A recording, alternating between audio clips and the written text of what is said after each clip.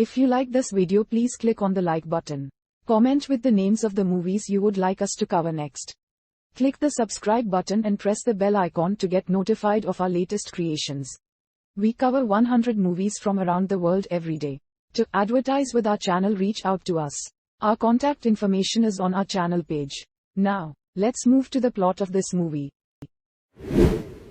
Please note that the original movie had Akshay Kumar playing Lord Shiva. But the censored theatrical version consists of him playing a messenger of Lord Shiva. This plot summary is written in the censored release's context, treating Akshay's character as a messenger. The movie starts with a scene of naked Naga sadhus and other devotees going to attend the 4 a.m. morning Basam Aarti of Lord Mahakal at the Mahakal temple. Among the devotees is Kanti Sharan Mudgal, Pankaj Tripathi, who is a staunch devotee of Lord Shiva, and owns a shop just outside the temple. He finds a stranger's bag laying there and decides to keep it to return it later. One day, Kanti is called to the hospital as his son Vivek, Arush Varma, is brought there by a friend. The doctor, Brijendra Kala, tells Kanti that Vivek was up all night masturbating continuously until he fainted, and consumed multiple Viagra tablets. Kanti becomes concerned and is about to scold his son, until the doctor tells him to deal with the matter sensitively, as kids get very guilty about masturbation. Kanti later asks Vivek's friend what exactly happened, and he tells that Vivek was bullied and told by some boys that the size of his penis is small and masturbating will increase it. Vivek started to believe this and started masturbating excessively. The biology teacher at the school refused to answer questions related to this topic, which led Vivek to reach shady people on the streets for medication and drugs to increase his size. He became self-conscious, insecure, depressed, and eventually fainted due to excessive masturbation. Kanti tries to be soft and caring with him, until they're both called to the school chairman's office the next day. They're told that there's a video going around of Vivek masturbating in the school washroom and this is affecting the school's image. And so Vivek is rusticated from the school on grounds of obscenity. Kanti's close friend, Pandit G. Govind Namdev, a rich priest at the Mahakal temple, advises him to leave town and not be associated with him anymore as it tarnishes his religious image. The video eventually reaches Kanti's wife and daughter and their entire neighborhood. They start getting shamed by everyone around them. Absolutely devastated, Kanti prays to Lord Shiva for help for his family.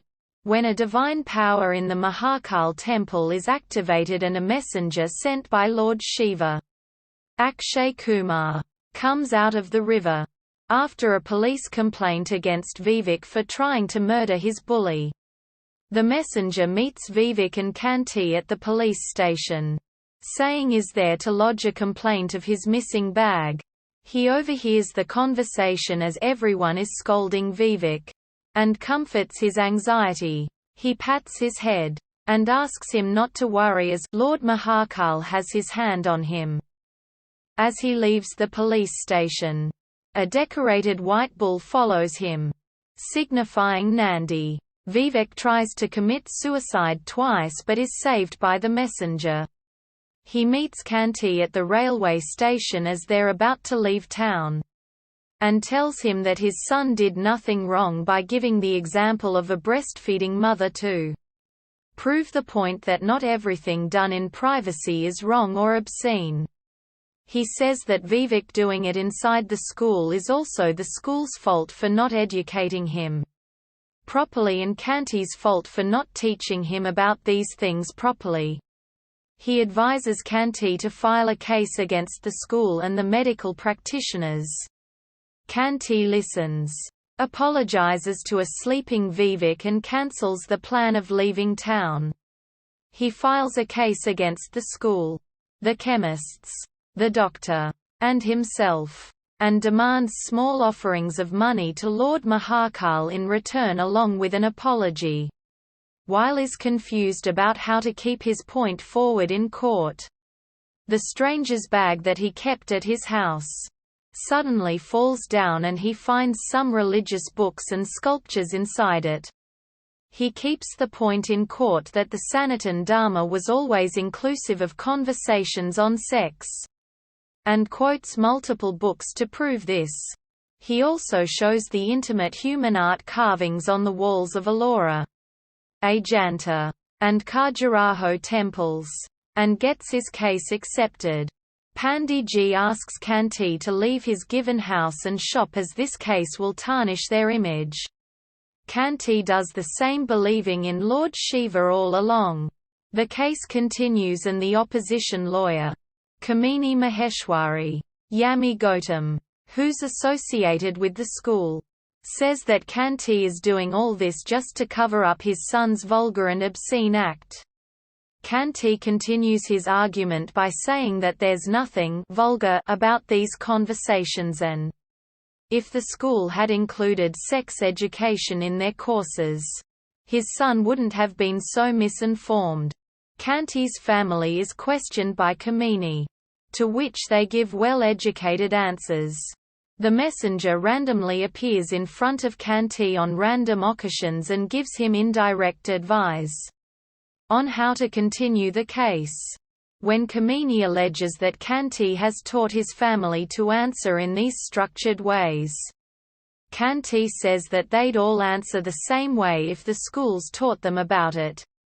Kamini calls a sex worker in the court, whose son studies in the same school, to prove a point that the school is very inclusive and noble. Kanti is left speechless until the messenger feeds into his mind that he needs to put questions forward to win. In the next hearing, Kanti asks the prostitute if she ever enjoys her work with any of the men who come to her, to which she says no and claims that those men don't know anything about a woman's body and how to treat it with respect. Kanti says that if the schools taught sex education to young boys, they'd know how to respect a woman's body. He then asks the prostitute if she wants to see her son as one of those uneducated men or a man who knows about the woman's body and how to treat it with respect. She's left speechless. He bows down to the prostitute, calling her a brave mother and teacher.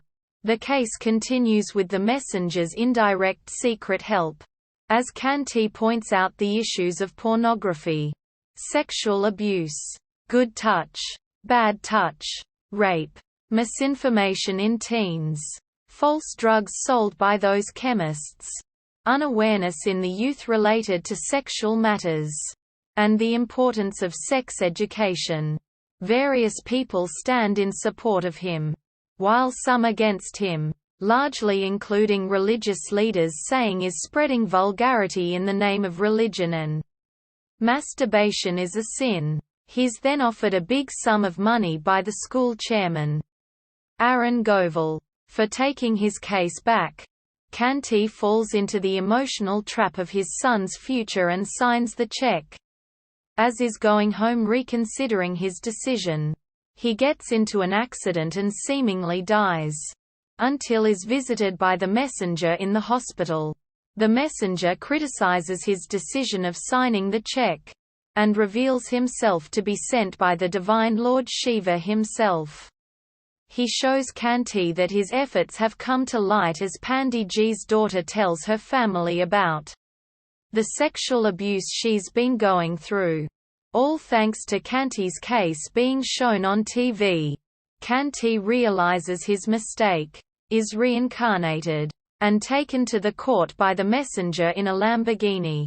At the hearing, Vivek arrives for the first time and proves through his research that the Britishers ruined India's education system, a system which was inclusive of sex education in the ancient times.